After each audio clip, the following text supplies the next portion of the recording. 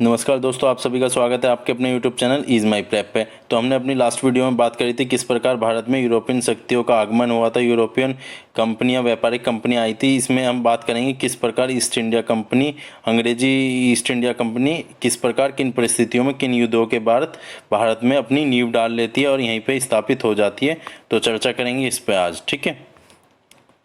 देखिए, इस जो टॉपिक में जो महत्वपूर्ण जो कैरेक्टर हैं, मैं एक बार आपको बता देता हूँ कौन कौन से इस टॉपिक में हम कैरेक्टरों की बात करेंगे। तो देख लेते हैं। इसमें सबसे पहले देख लेते हैं कर्नाटक के चांदा साहब, अनूरुद्दीन, बंगाल के सिराजुद्दौला, मीर जाफ़र, राय दुर्लभ और मीर कासिम। इसके साथ अंग्रेजी सैनिक लॉर्ड क्लाइव, अवध के शुजाउद्दौला, मुगल सम्राट शाह आलम। तो इन जो कैरेक्टरों की हम इस वीडियो में बात करेंगे। और हमारा टॉपिक क्या है? भारत में अंग्रेजी शक्ति का उदय दक्षिण तथा बंगाल में, ठीक है। तो देख लेते हैं। देखिए, ये आपको पता है एक जंगल में दो शेर नहीं रह सकते, उसी प्रकार भारत में भी दो बड़ी व्यापारिक शक्तियां एक साथ रह नहीं सकती थी। वो कौन कौन सी थी बड़ी व्यापारिक शक्तियां आपकी? एक तो थी फ्रांसीसी और दूसरी थी आपकी अंग्रेजी ईस्ट इंडिया कंपनी। क्योंकि डच, डेनिस, पुर्तगाली तो बहुत आसानी से बहुत जल्दी व्यापार से हट गए थे, लेकिन क्या फ्रांसीसी और अंग्रेजी दोनों में प्रतिस्पर्धा हो रही थी। देखिए, एक बार मैं आपको बता देता हूँ। व्यापारिक प्रतिस्पर्धा को लेकर अंग्रेजी तथा फ्रांसीसियों के बीच संघर्ष हुआ। किन दोनों के बीच? अंग्रेजों और फ्रांसीसियों के बीच। दोनों शक्तियां कर्नाटक के मामले को लेकर आमने सामने आई। तो किस मामले को लेकर आई आमने सामने? ये कर्नाटक के मामले को। तो देख लेते हैं। अंग्रेजों और फ्रांसीसियों के बीच कर्नाटक के 3 युद्ध हुए। कितने युद्ध हुए? 3 युद्ध हुए। प्रथम कर्नाटक युद्ध की बात कर लेते हैं हम। फ्रांसीसी चांद साहब का समर्थन कर रहे थे। देखिए क्या होता है वहाँ पे, क्या कर्नाटक में थोड़ा वहाँ के जो उत्तराधिकारी को लेकर, राजा को लेकर थोड़ा दिक्कतें चल रही थी। इसका फायदा क्या फ्रांसीसी और अंग्रेजों ने उठाया। इसमें क्या करते हैं, फ्रांसीसी किसका साथ दे रहे थे? चांद साहब का दे रहे थे। और अंग्रेज किसका दे रहे थे? अनूरुद्दीन का साथ दे रहे थे। लेकिन क्या हुआ, प्रथम युद्ध का कोई ठोस परिणाम नहीं निकला। तो आप सिर्फ ये समझ लेंगे प्रथम कर्नाटक युद्ध क्या आता, किन परिस्थितियों में हुआ, अंग्रेजों और फ्रांसीसियों के साथ। इसके बाद देख लेते हैं हम तृतीय कर्नाटक युद्ध। देखिए, तृतीय कर्नाटक युद्ध क्या था? इस युद्ध में अंग्रेजों ने फ्रांसीसियों को 1760 में वांडीवास के युद्ध में हरा दिया। तो आप समझ लेंगे जो मुख्य अंतिम युद्ध हुआ था अंग्रेजों और फ्रांसीसियों के बीच कब हुआ? 1760 में वांडीवास के युद्ध में अंग्रेजों ने फ्रांसीसियों को हरा दिया। इसके बाद क्या होता है, इनके बीच एक संधि होती है।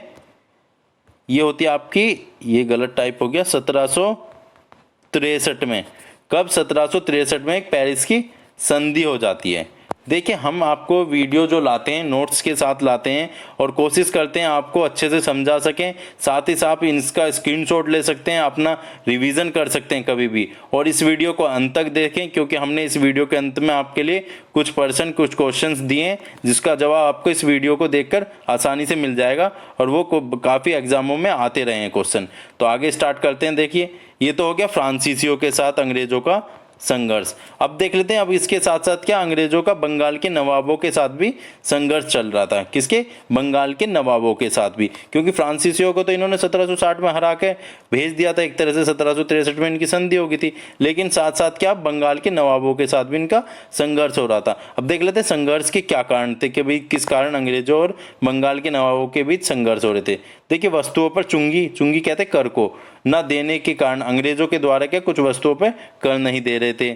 सामान्य अंग्रेजों को भी व्यापारिक सुविधा मिले या नहीं जो कंपनी को प्राप्त हो रही थी, इस बात को लेकर। और अंग्रेजों ने क्या, मुख्य कारण क्या था मतभेद होने का? अंग्रेजों ने नवाब को बिना बताए क्या किलेबंदी शुरू कर दी थी।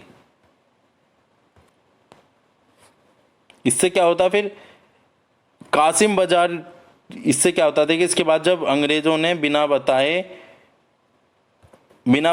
किलेबंदी शुरू कर दी, उसके बाद क्या होता है, कासिम बाजार की कोठी पर बंगाल के नवाब ने आक्रमण कर दिया।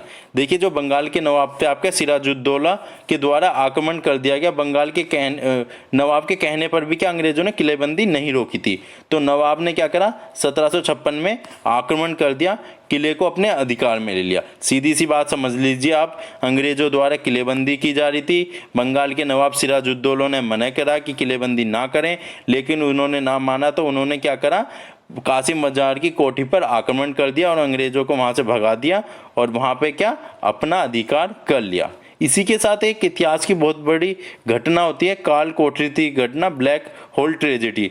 इसमें क्या था कि नवाब ने कमरे में 146 अंग्रेजों को बंद कर दिया, जिसमें सुबह तक 123 अंग्रेजों की मृत्यु हो गई। देखिए इसका कोई प्रमाण नहीं मिलता, जो लेकिन बताया जाता वही हम आपको बता रहे हैं कि एक ब्लैक होल ट्रेजेडी हुई थी। इसमें क्या 146 अंग्रेजों को बंद कर दिया था नवाब ने, जिसमें से 123 अंग्रेजों की मृत्यु हो गई थी। देखिए इसके बाद क्या होना था, इसके बाद तो आपको पता युद्ध होना ही था, क्योंकि अंग्रेजों के साथ ऐसा हो गया था। तो उसके बाद क्या होता है, सिराजुद्दौला और अंग्रेजों के मध्य युद्ध होता है। तो सिराजुद्दौला के सामने कौन आता है, लॉर्ड क्लाइव। देखिए 2 जनवरी 1757 को अंग्रेज और सिराजुद्दौला के मध्य युद्ध हुआ। इसमें क्या अंग्रेज विजयी हो गए और उसके साथ ही क्या हुई, फिर 9 फरवरी को अलीनगर की संधि हुई। अंग्रेजों ने क्या सिराजुद्दौला के मध्य अलीनगर की संधि हुई, इन दोनों के बीच ही होगी। देखिए मैं आपको एक शॉर्ट में बात बता देता हूँ, जितने भी ये युद्ध होंगे तो एक तरफ आपके अंग्रेज होंगे, दूसरी तरफ आपके फ्रांसीसी होंगे या बंगाल के नवाब होंगे या और कोई होएगा, लेकिन एक साइड कौन होंगे, अंग्रेज होंगे। इसी प्रकार जितनी भी संधि होंगी उसमें भी एक तरफ अंग्रेज होंगे, दूसरी साइड अन्य कोई हो सकता है। तो अब देखिए इनके सिराजुद्दौला और अंग्रेजों के बीच जो क्या कहते हैं संधि हुई अलीनगर की, इसमें देखिए क्या भाई, जो युद्ध जीतेगा मर्जी तो उसकी चलेगी ना, वही संधि थोपेगा। तो वही बात हुई, अंग्रेजों ने कहा हम तो किलेबंदी करेंगे और उसके साथ अपने सिक्के जारी करेंगे कोलकाता में और बिना कर दिए व्यापार करेंगे, और जो नवाब ने कारखाने जीते थे जिन पर अधिकार कर लिया था वो हम वापस लेंगे। तो ये संधि हुई अंग्रेजों और सिराजुद्दौला के बीच। इसी के साथ आगे देख लेते हैं हम, फिर क्या होता है, फिर एक प्लासी युद्ध होता है जो मुख्य इतिहास में देखा जाता है 1757 का। इसमें क्या करता है ये लॉर्ड क्लाइव, ये इस पर सिराजुद्दौला पे आरोप लगा देता है कि तुमने अलीनगर की संधि को भंग किया है, फ्रांसीसियों के साथ तुम मिल रहे हो। इसी कारण क्या करता है वो, उससे पहले एक चाल खेल लेता है युद्ध से पहले। वो क्या चाल होती है, लालच देता है मीर जाफर को, राय दुर्लभ को क्या वो लालच दे देता है कि अगर आप हमारा साथ दोगे तो बंगाल का नवाब हम आपको बना देंगे। तो क्या कर लेता है वो, इन दोनों को अपनी साइड कर लेता है। फिर क्या होता है 3 जून 1757 को अंग्रेजों वे सिराजुद्दौला की सेना के सामने आती है, उनके मध्य के जो प्लासी का युद्ध होता है। परिणाम देखो वही होना था, सिराजुद्दौला हारना था, क्योंकि 2 उसके जो सैनिक थे जो मुख्य मीर जाफर और राय दुर्लभ क्या अंग्रेजों की तरफ हो गए थे। परिणाम स्वरूप क्या हुआ, सिराजुद्दौला उस युद्ध में हार गया और वो भाग गया वहां से। भाग के कहा, उसको क्या करा उन्होंने, फिर मुर्शिदाबाद में पकड़ के भेज दिया। वहां क्या मीर जाफर के पुत्र ने उसकी हत्या कर दी सिराजुद्दौला की। सीधी सी बात है, प्लासी का युद्ध धोखेबाजों की वजह से हारे हम, क्योंकि मीर जाफर और राय दुर्लभ ने अंग्रेजों के साथ संधि कर ली थी और उस सिराजुद्दौला को धोखा दिया था। ठीक है, इसके बाद हम देख लेते हैं अब क्या होता है, बंगाल की राजनीति में परिवर्तन आ जाता है, क्योंकि सिराजुद्दौला को तो मार दिया जाता है। अब क्या होता है बंगाल की राजनीति में, क्या परिवर्तन आता है ये देख लेते हैं। देखिए अंग्रेजों की संधि हो गई थी मीर जाफर के साथ, तो मीर जाफर को क्या बंगाल का नवाब बना दिया जाता है, जो क्या अंग्रेजों के हाथ की कठपुतली था। क्या कठपुतली था अंग्रेजों के हाथ की, जैसा वो चाहते थे वैसा उसको करना था। शर्त के अनुसार क्या मीर जाफर को उनको एक धन देना था, जो कंपनी को उसने नहीं दिया, वो नहीं दे पाया क्योंकि उसका जो कोष था वो रिक्त हो गया था। तो फिर वो क्या करती है कंपनी, उसके स्थान पे उसके दामाद मीर कासिम को नया नवाब बना देती है। अब क्या होता है, मीर जाफर बन तो जाता है लेकिन वो धन नहीं दे पाता अंग्रेजों को, तो उसको वहां से हटा दिया था जल्दी ही। फिर क्या उसके स्थान पे दामाद मीर कासिम को नवाब बना देते हैं अंग्रेज, इसको ध्यान से समझना। उसके बाद क्या होता है, मीर कासिम बंगाल का नवाब बन जाता है। अब इसमें क्या होता है, इसने अंग्रेजों के व्यक्तिगत व्यापार पर कर लगा दिया। अब जैसे मीर कासिम बना, इसने क्या करा, अंग्रेजों के व्यक्तिगत व्यापार पर कर लगा दिया। अब अंग्रेजों और मीर कासिम के बीच तो युद्ध होना ही था। उसमें क्या होता है, नवाब मीर कासिम हार जाता है, पराजित हो जाता है और कहाँ भाग जाता है, वो अवध भाग जाता है। फिर क्या होता है, एक बार फिर पुनः मीर जाफर बंगाल का नवाब बन जाता है। इसको याद कर लेंगे, पहले मीर जाफर बनता है जो अंग्रेजों की कठपुतली होता है, फिर उसके बाद उसका दामाद मीर कासिम आता है, फिर मीर कासिम के बाद पुनः मीर जाफर आता है। ठीक है, आशा करता हूँ आपको समझ में आ रहा होगा। कोई भी दिक्कत हो तो कमेंट करके हमें बताएं। लेते हैं इसके बाद देख लेते हैं कि निर्णायक युद्ध होता है बक्सर का युद्ध, जो इतिहास में बहुत ही महत्वपूर्ण युद्ध माना जाता है 1764 में। देखिए 1764 में क्या होता है, बक्सर में क्या कंपनी की सेना एक तरफ होती है, यानी एक साइड क्या ये कंपनी की सेना होती है, दूसरी तरफ क्या होता है, अवध के नवाब शुजाउद्दौला होते हैं और मुगल सम्राट शाह आलम होते हैं और आपका मीर कासिम होता है। तो ये तीनों एक तरफ होते हैं और ये कंपनी की सेना एक तरफ होती है, जिसका नेतृत्व लॉर्ड क्लाइव कर रहे होते हैं। ठीक है, अब क्या होता है, ये तीनों मिलके भी अंग्रेजी सेना को नहीं हरा पाते। इस युद्ध में ये तीनों मिलकर भी अंग्रेजों को नहीं हरा पाते। यहीं से क्या भारत में अंग्रेजों के शासन की स्थापना की नींव डल जाती है।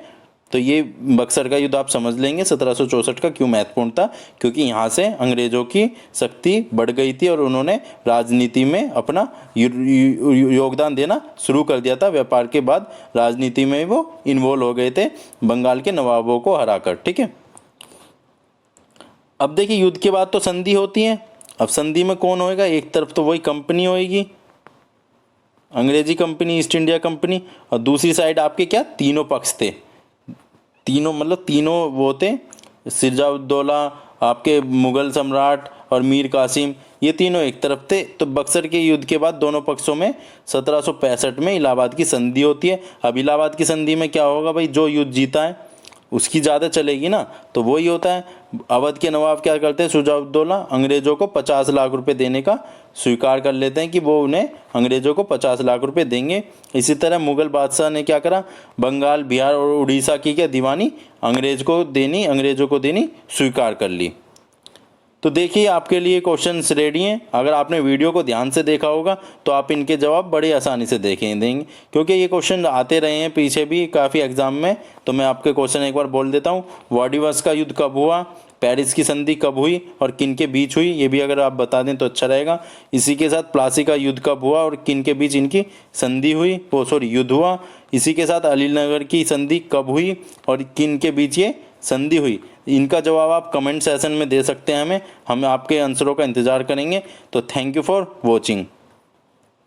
तो आज के लिए सिर्फ इतना ही, मिलते हैं अपने नेक्स्ट टॉपिक के साथ। Thank you for watching.